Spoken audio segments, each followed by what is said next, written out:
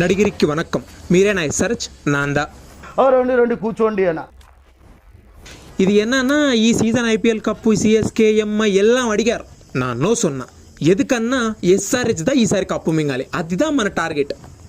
Thank you very much. ఏందన్నా IPL bidding time నుంచి Zoom back పన్నా first shot బిస్కెట్లు తినడానికే వచ్చినట్టు మన వాళ్ళు ఆక్షన్ చేస్తారు. పావం మీ బిడ్డింగ్ చూసి ఇదెక్క టీమ్ సెలెక్షన్ రాని పబ్లిక్ నుండి దొబ్బులు దడ దడ దడ దడ అదిదా ఫస్ట్ స్టేజ్.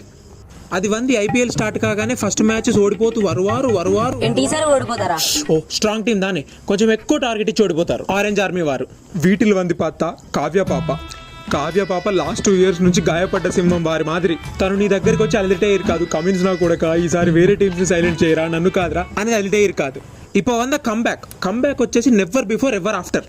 అది వంది సిఎస్కేతో కంబ్యాక్ చేస్తావా ముసలోళ్ళతో గెలిచేసామంటారు.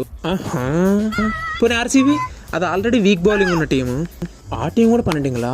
అది ఎవర్రా ఎంఐ వచ్చేసి డిఫెండింగ్ ఛాంపియన్స్ మీద హైయెస్ట్ రికార్డ్ బ్రేకింగ్ నా సెలక్షన్ తలేవా అంద మాదిరి టీంతో ఓవర్ కోవిల్ల పాత మ్యాచ్ ఆడుతూ 10 ఏళ్ళగా ఉన్న రికార్డ్ లేపు పడేసి నెక్స్ట్ ఆర్సీబీతో కూడా మ్యాచ్ ఆడి హిట్టింగ్ తలేవా. ఆ క్లాసిన్ గార్డ్ 4 నీ 6 హెడ్ 4 క్లాసిన్ 6 హెడ్ 4 ஒரு 6 కట్టి పన్న ఒక సాంగ్ తలేవా. డీజే కార్తిక్ రసూల్ నక్కల వేట ఎంతసేపు కుంభస్థలాన్ని బద్దలు కొడతాం పదా.